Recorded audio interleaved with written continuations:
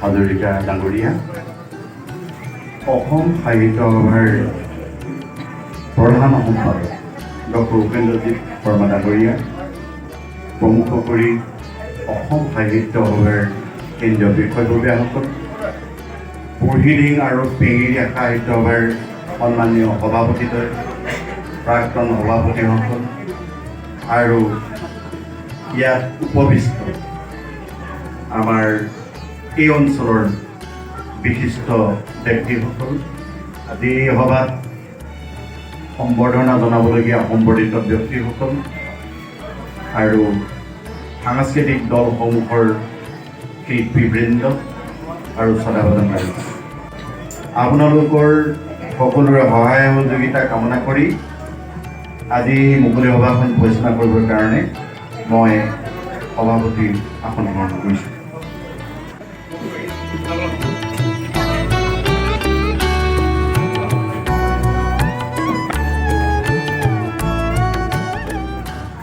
পেঙেৰিয়া শাখা সাহিত্য সভাৰ আদৰণি জনাবলৈ জনাইছোঁ।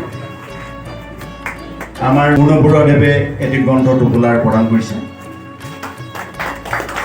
তাৰ পাছত আমাৰ জয়ন্ত মৰাণক সম্বৰ্ধনা পত্ৰখনি পাঠ কৰিবলৈ অনুৰোধ জনাইছোঁ। তাৰপিছত তেখেতে প্ৰদান কৰিব। নমস্কাৰ। চিৰ চেনেহী মোৰ ভাষা জননী, অসম সাহিত্য সভাৰ ৭৪ সংখ্যক বুঢ়ীদিং বৰডুমচা অধিৱেশনৰ অসম সাহিত্য সভাৰ স্মাৰক তোৰণ মুকলি অনুষ্ঠান স্থান বুঢ়ীদিং জ্যেষ্ঠ মাধ্যমিক বিদ্যালয় পেঙেৰি, তাৰিখ ২৫ ডিচেম্বৰ ২০২৩ সোমবাৰ।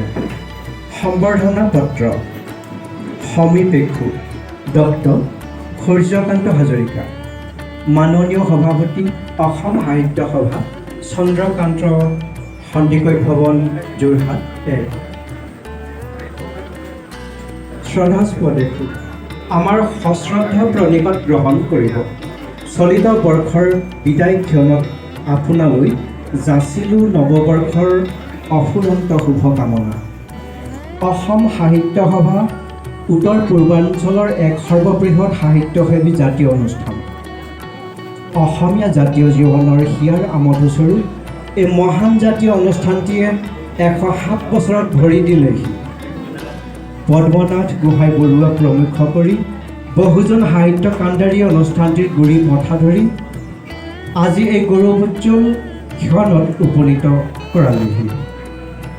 পৰম শোভানুধ্যায়ী মহান ব্যক্তিসকলৰ শাৰী পুৰাই আপুনি সন্মানীয় সভাপতিৰ আসন অলংকৃত কৰি জাতীয় জীৱনৰ অংশীদাৰ হোৱাৰ পৰম গৌৰৱ অৰ্জন কৰিলে।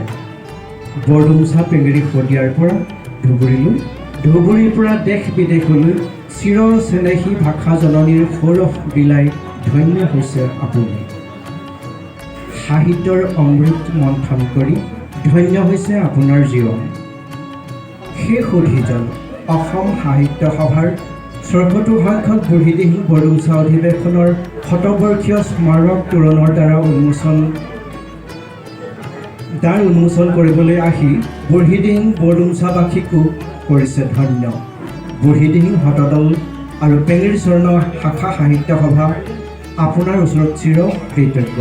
সুন্দৰ সৰোবৰ আলিয়েদি আপুনি আলোকৰ মহামন্ত্ৰ আওৰাই আগুৱাই যাওক। আপোনালৈ যাচিলোঁ আমাৰ আন্তৰিক অভিনন্দন। আপোনাৰ সুস্বাস্থ্য আৰু কৰ্মময় জীৱন কামনাৰে ইতি বিনীত মোহন মৰাণ সভাপতি, মুকলি সভা তিনিচুকীয়া জিলা সাহিত্য সভা সভাপতি, অজিত গগৈ সভাপতি, বিজু মৰাণ সম্পাদক, পেঙেৰি স্বৰ্ণ শাখা সাহিত্য সভা, সুমন মৰাণ সভাপতি, জয়ন্ত মৰাণ সম্পাদক, বুঢ়ীদিং শতদল শাখা সাহিত্য সভা। নমস্কাৰ। অসম সাহিত্য সভাৰ প্ৰধান সম্পাদকক সম্বৰ্ধনা জনাব বিচাৰিছোঁ। সেয়েহে আমি তেখেতৰ সম্বৰ্ধনা পত্ৰখনি আমি পাঠ কৰিব বিচাৰিছোঁ।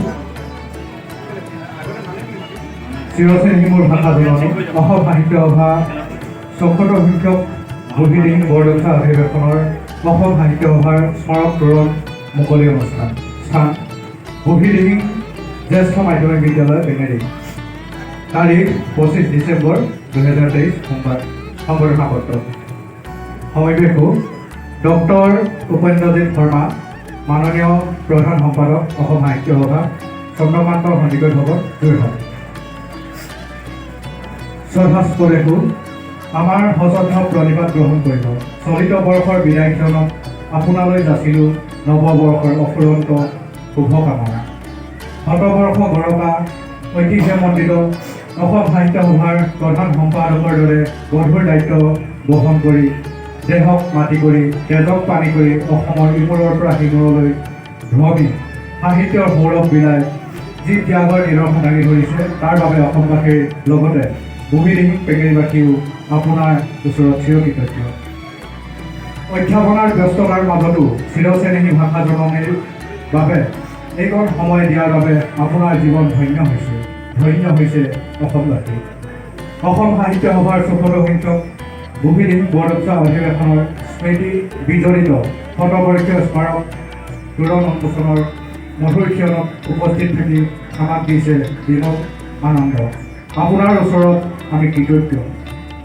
সুন্দৰ সৰোবৰালিয়েদি আপুনি আলোকৰ মহামন্ত্ৰ আওৰাই যাওক আপোনালৈ যাচিলোঁ আমাৰ আন্তৰিক অভিনন্দন আপোনাৰ সুস্বাস্থ্য আৰু কৰ্মময় জীৱন কামনাৰে ইতিবিধি মোহন মৰাণ সভাপতি মুকলি সভা সভাপতি তিনিচুকীয়া জিলা সাহিত্য সভা অজিত গগৈ বিজু মৰাণ সভাপতি সম্পাদক পেঙেৰি স্বৰ্ণ শাখা সাহিত্য সভা সুমন মৰাণ সভাপতি জয়ন্ত মৰাণ সম্পাদক ভূমিদিহিং সদৰৰ ভাষা সাহিত্য সভা